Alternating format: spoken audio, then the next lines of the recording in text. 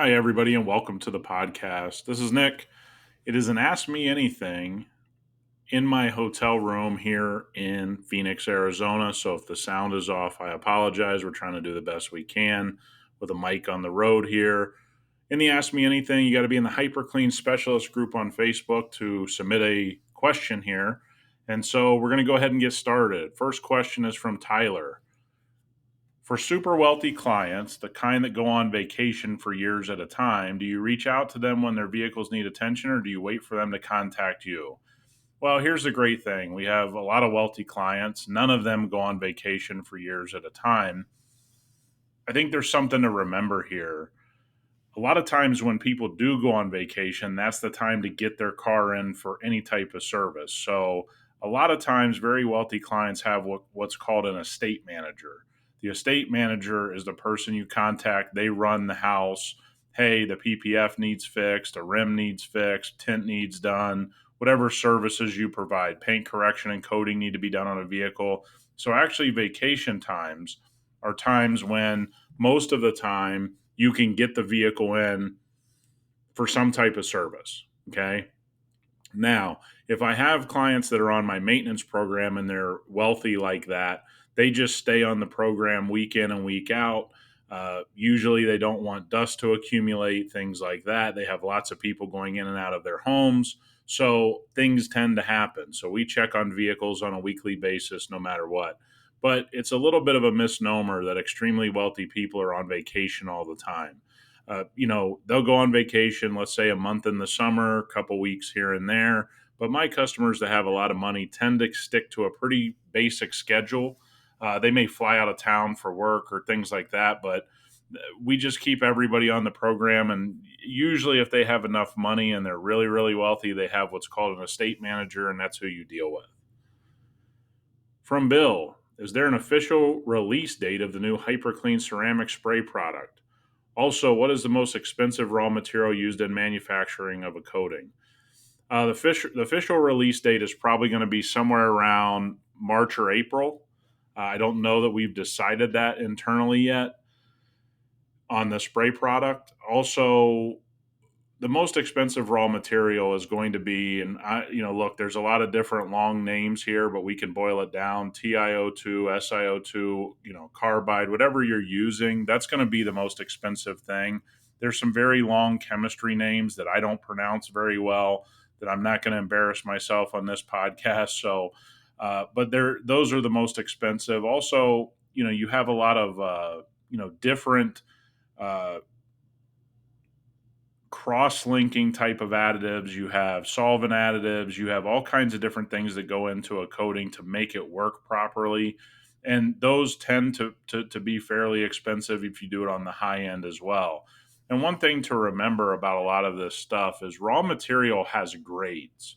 Okay, so a lot of people that use a coating and it doesn't work as well as they want it to, one of the things that they oftentimes are not told, and we as manufacturers don't say this out loud enough, there's actually grades of every type of raw material usually.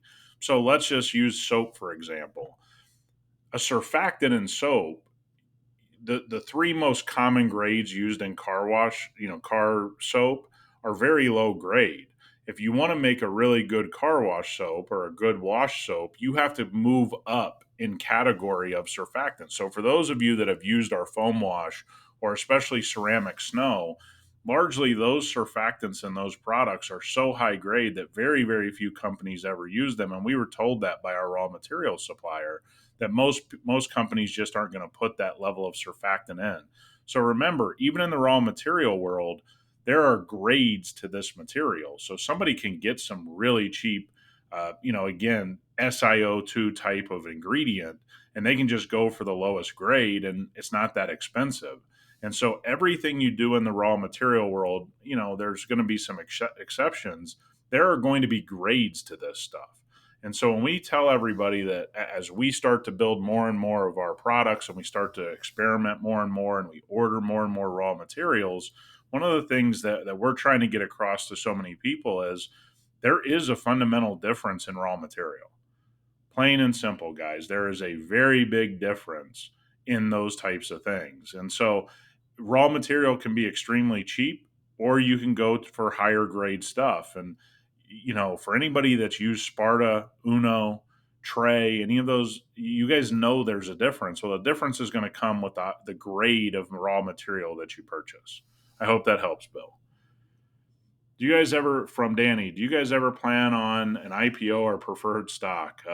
Man, I would hope that we would get there, Danny, maybe one day.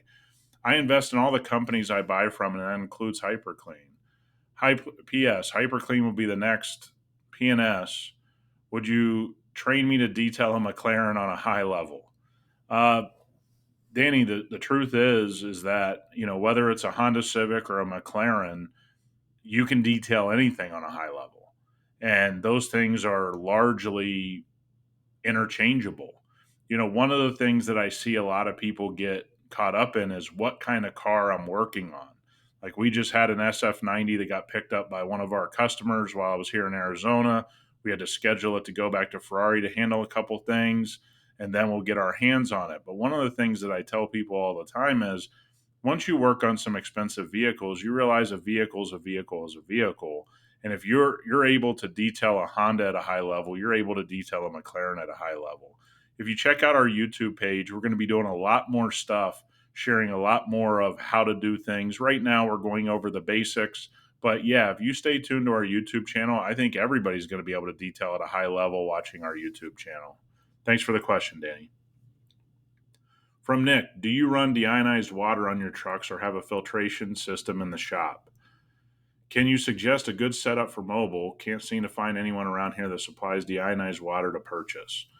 So my mobile trucks, we fill up with deionized water at local sources. There are companies in Las Vegas that they supply, I think it's like 60 gallons of water for $3 or $4 or something like that. So my guys fill up there every day. And we do have a filtration system at the shop, but it's not financially, we'd run through so many tanks that we don't use it for my trucks. We went to a local water company called, I forget their name, but they came in and installed and take care of, and we rent the tanks from them every month. And so I think our tanks are from General Electric, GE. It's basically run to the back of my shop. It's a dual tank system. So it cleans through 2 resin tanks and then goes out into the pressure washer. But if I were to be honest with you, I'm not the best guy to ask. I don't even know. I think somebody here in the comments said call again. I think we get really, really purified water through a filtration system by Culligan at HQ. So I would start with a water company, specifically Googling somebody like Culligan or somebody like that to get yourself set up. All right. From Chase, your favorite vehicle between the big 3 car makers? Well, I think right now the big 3, you'd have to say that the C8 Z06 from Chevy would be the number one. If you're talking about SUV, mine is going to be a Lincoln Navigator is probably the best to buy new right now. I just think it looks the best and has the best interior. But there's no doubt the C8 Corvette's probably the best of the big 3 right now, especially the Z06 version. David, water spotting, why it happens, how to fix it, etc. on hyperCLEAN coatings. It's a great question, David. The truth is we have really harsh water in Las Vegas, especially if you get hit by a sprinkler. That is reclaimed water in Las Vegas. So I would ask you this question. If you're getting them on hyperCLEAN coatings, that's pretty rare. I very rarely see any water spotting on any of our coatings here in Las Vegas, and we have hundreds upon hundreds of vehicles with coating on there. So I don't see that very often. But if you do run into it, and look, it happens, it's like the boogeyman. You go down to Florida, you could have a waxed vehicle, get some rain, get sun for an hour, and have water spots. It's basically calcium and magnesium in water is what causes water spotting. But to be honest with you, I've seen so many weird water spotting issues that anybody telling you they know exactly why water spots happen. Sometimes it's luck of the draw, sometimes it isn't. And how I would fix it if I had Sparta or I had Trey on a car, those 2 heavier coatings, I would do an extremely light polish, okay? And then I would go back, and with our ceramic product that we brought up, you'll be able to basically, let's call, fill in some of that coating that you removed with this new product that we're going to be released. Now, look, it's late here. I've been working all day, doing a lot of work since 6 a.m. this morning. So don't quote me exactly with those words, but the whole idea is we want to be able to reinforce anything that you remove or you have a coating wearing down. It's going to be an actual ceramic solvent based sprayable product that we're going to be releasing. And if I had Uno or Dos on, I'd probably just strip the coating down and reapply. Uh, Water spotting can be really, really finicky. So you need to make sure you're not excessively heating up the panel with your pad and your polish or compound, because what will happen is the paint will swell, the coating will swell. What will happen is it'll kind of hide them, and then they'll come back when it cools down. So water spotting can be very difficult to deal with.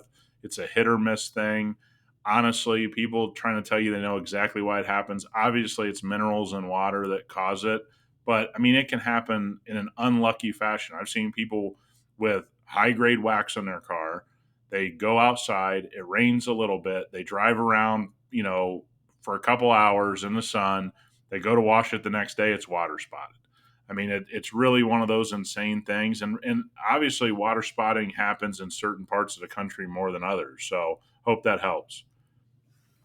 From Daniel, Strickland lost his belt already. Do you agree with the call? It was a close fight. Yeah, he should never lost his belt on that decision. But here's what people, uh, for anybody that ever listens to anybody in the fight game, you don't leave it up to a decision. Now, I'm a believer in the champ has to get definitively beat to lose his belt. There's many people, myself included, that think Strickland probably won the fight. I, judging is a state-run thing. It's a government-run entity. It's not run by boxing promotions or UFC. So government officials tend to be not very great at their job. We've gone through it in the Las Vegas Commission, and every commission, California's had their share of problems. New York, New Jersey, everybody. And so, no, he shouldn't have lost his belt, but it went to a decision, and it is what it is. Any updates on a polish? Yes, we are working very, very hard on the polish. I want to fine tune some things. That has been moved to the top of the list. I would assume sometime spring, summer, we should have a compound and polish out. What about a full wheel and tire brush kit? Any ideas on hyperCLEAN getting into the brush and wheel woolly market? Daniel, it's a great question. We have been looking probably since I came on board for things that I really like. And to tell you the truth, man, there's not a lot of great stuff out there. In my opinion, there's a couple decent wheel brushes. I know there's not a lot of face brushes that I love, but we are on the hunt. If we come across something, I will absolutely, positively put something in the store in a kit fashion. I think it'd be great. From Jonathan, a while back in a couple episodes, you guys mentioned a carpet cleaning system. How's that coming along? Well, my friend, pay attention next week. Probably Tuesday, you guys will hear something very, very breaking news on the carpet system. So, very soon. From Jeremy, could you explain the difference between AIO polish, one-step polish, and finishing polish? If they are different, do I need all three in my arsenal? Well, let's get the AIO out of the way first. AIO stands for all-in-one. So what you're going to do is you're going to polish and protect at the same time. So they have some type of sealant in them. There's some that are ceramic based, that are some that are just, a normal everyday sealant. This is great for somebody that you're going to get around the car in about hour and a half. Very quick. You're kind of removing the oxidation, some very light swirling and marring, and you're going to leave some protection behind. You go back with slick on top of it. Nice little boost service for somebody just looking for, a little help to shine up their car. And it's a quick and efficient way to get some protection laid down if they don't want to pay you for a ceramic coating or something like that. A one-step polish is going to be something a lot more aggressive. You should be able to get anywhere from 60 to 80 up to 90% on softer paints of defects out of the paint. You can make this as comprehensive or as quick as you want. There's some people that call a one-step polish. They're around the car in a couple hours. Hey, look, we do a thorough one-step polish on that same car. It could take us 4 hours, 5 hours. So you can get a lot done with a one-step polish. There's no doubt about it, but it will have no protection in it. And make sure that it's not a heavy filling product either. You want to really do some correction there. And a finishing polish is the same as a one-step polish. Okay, usually those are one and the same. You interchange maybe pads or something to get a little bit more cut on the one step, but a finishing polish and a one step polish are exactly the same to me. Just find a really good finishing polish and you can one step with that. And so we're hoping that we're going to have something that can fit everybody's needs on that. So stay tuned. From Jeremy, why are detailers pouring ceramic coating directly onto the paint, and what are your thoughts on this?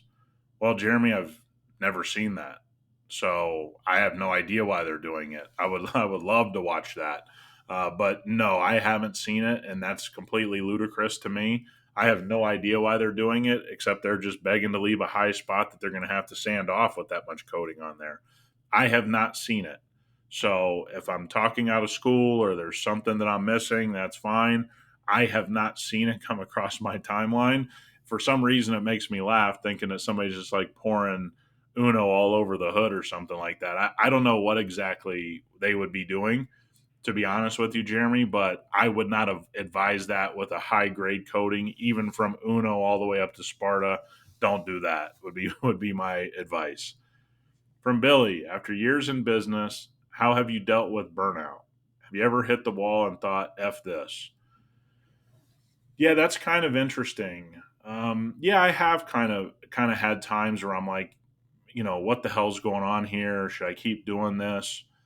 I tend to look at it a little differently. I don't get that burnout feeling like some people get. I don't think everybody gets that. Anytime I kind of feel like, something akin to burnout, I would probably look at what I enjoy doing in my business, what I don't enjoy, how can I do more of what I enjoy? Maybe that's learning a new skill, bringing in a new service. Obviously, one of the things that I did over 3 years ago now was I invested in hyperCLEAN. And so I think you can probably take that as my burnout. Uh, you know, I didn't feel burnout, but I felt like it was time for me to take the next step. I think a lot of times when people feel burnt out, they feel burnt out because they haven't taken whatever next step they wish they would have taken or hope they could take or whatever. So I guess my thing would be take a step back, take a deep breath and really start writing some things down. What's going on in your business? What's going on in your life? What's causing you to feel that way? Do you need to advance a little more? Do you need to step back from this service or that service and do more of this thing over here? All of those things are probably going to help you. I've heard the word burnout a lot, and to be honest with you, I don't know what that feels like, but I do know what it feels like to feel like, hey, I need to go do something else. I need to add something to my business. We brought PPF in. We're going to probably be bringing another service in. And so I kind of look at all of this and say, if you're feeling that way, you got to kind of figure out what's going on. And you got to really figure out what's going on, not just tell yourself you're going to figure it out. But I understand that it happens to people. And I understand that there are times I felt that I needed to do something a little different. And sometimes that's just, guys, I got to a point I needed to put the polisher down. Let me be very clear. Like, I was just tired of polishing cars. And I'm not tired of polishing cars anymore because largely I only do that selectively now. And so if you get to that point, you have to kind of think, hey, can I bring in team members to do that service? What do I got to do? But I think it's normal for everybody to get a little antsy and go, hey, I need a little bit of a change. That doesn't mean close your business. I think it just means, reorganize your thoughts and start doing some different things you enjoy a little bit more. And it doesn't happen overnight, right? That it just doesn't happen overnight. So good question, Billy. From Billy, why doesn't Marty get rid of his four-door Jeep for a proper two-door? Great question, Billy. No idea. I don't know why anybody. You might as well just buy a Jeep Cherokee. I've said it 1,000 times. From Justin, when to turn around customers or deny cars because of condition? That's a good question. Gut feeling. If you're extremely busy, it's gut feeling like I don't want to deal with this. What I see is a lot of guys dodging cars and they're not super busy. So Justin, if you're super busy and you're doing really well, then yeah, I'd be a lot more picky. If a guy out there is listening, you're not doing so well, I wouldn't be picky at all. You got to take your lumps, man. And when you don't have business, it's better to get some business than get no business. And there's a lot of guys that just think that they've earned the right to deny customers, and honestly, it's just going to end in failure. I'm pretty picky, man. I mean, we did a mom van about 2 weeks ago that I wish we'd have never done. I got talked into it by one of my guys, and I wish we'd have never done it. It turned into a complete headache. And so we don't really do destroyed vehicles anymore. But let me be clear, we did destroyed vehicles for a very long time. And that's what I mean by taking your lumps. So, Justin, if you're doing really well, deny customers with cars in bad condition. If you're in a situation where you're like, hey, man, I need business, then don't deny anybody. And I mean that, unless it's a health hazard of some kind. They got mold or, rats in their car, things like that. But, too many guys are not busy and they're denying people and they're trying to do all the top echelon stuff that they haven't really built into their business. And look, a lot of people got hurt by that in 23 and here to start 24. I'm sure that's not you, Justin, but look, man, if you're doing well, feel free to deny people because of condition. If it doesn't fit into your business, if you can't get it done in a timely manner, then don't eat up your time if you're extremely busy. From Donald, what are good streams of marketing for targeting the audience of well off customers besides getting out and shaking hands in the offices they frequent? It's a good question. Sponsor golf tournaments, charity events. Charity events are a big thing nobody ever really thinks about. Down here in Arizona, the three busiest people I know down here do a lot with the local city charities. Even saw one of them working on a car that's going to be auctioned off for charity. That's a good avenue. But charity golf tournaments, charity events, charity dinners, those types of things where people are spending a lot of money. One of the people I talked to down here, they raised $30,000 on one bid, and they gave away some free tinting or whatever. And somebody was like, "Hey, here's $30,000 for the charity." And so they met a very wealthy customer just by being involved with the charity. I don't even think it cost them anything other than just tinting the vehicle, I think. And so it's one of those great things that we all have a question about of how to find the well-off customers. So yeah, I mean, I would go to charity events, charity golf tournaments, those types of things. Just even if they just need a sponsor and it costs you $500, $750, $1,000, it's a good way to get your name out there. So I would try something like that. From Jasper, I'm nervous to start going into offices and introduce myself to higher end people. I don't have a website yet and I feel I appear unprofessional. Do I need to have all my ducks in a row in order to do that? No, you don't have to have all your ducks in a row. You need to make sure that you speak really well and you're dressed really well. What do I mean by dressed really well? Wear dark pants and a dark polo shirt, not a suit. Just go in, have a card, introduce yourself to people, get out and shake some hands, guys. I'm going to tell you something. Too many people are sitting back. And again, if you can afford 100, 1,000, 2,000, 5,000, 10,000 a month in online marketing, that works terrifically. But if you don't, and sounds like Jasper, you don't have a site, so that's not an option for you. You're just going to have to go out there, make sure you're dressed well, you're presentable, you're got a your beard is trimmed, your hair is cut, you're good to go, man. I didn't have all my ducks in a row when I did it, and nobody does. I still don't have all my ducks in a row, man. Too many people think everybody has all their ducks in a row. No, we don't. Everybody has weaknesses and strengths and things like that. So, hey, man, just go out there, be yourself. Make sure you speak really professionally, because if you don't speak up and you don't speak well, it's going to be tough. But just get out there and do it, man. You'll be fine. From Brandon, how often do your guys wash their work trucks and when do they do it? To be honest with you, we don't have a plan on that. To be honest, when their trucks get dirty, they wash them. If they have some downtime, they wash them. Since my guys take their trucks home, they pretty much keep them pretty clean because they want to drive around a clean truck. Have I had to have that conversation a few times? Sure. I've had to walk by and say, hey, the truck needs wash, but I don't really stick to some type of plan or anything like that. If somebody's not going to take care of their work truck, then you can bet they're going to screw up a customer's car, and it's probably a good thing to look at and say, this guy's not right for my company. So I don't really deal with that very much. My guys seem to keep their stuff pretty nice. If they have really busy 1 or 2 weeks where I know they have no free time, I kind of let it go, and they usually get on top of it. But I have had to bring it up from time to time, and largely I just say, hey, make sure to get the truck cleaned up. From Lawrence Automotive Detailing. If you could go back in time knowing what you know now and have a meeting with yourself on the day that you started your detailing company, what would be the 3 services that you would offer? Well, first of all, I would have gotten into the chemical business from the very jump. I'd had my detailing business and I'd have been distributing chemicals from the very beginning. That's a number one, what I've said on this podcast a ton, why I continue to tell you guys to get into distribution. But I want to say something about this.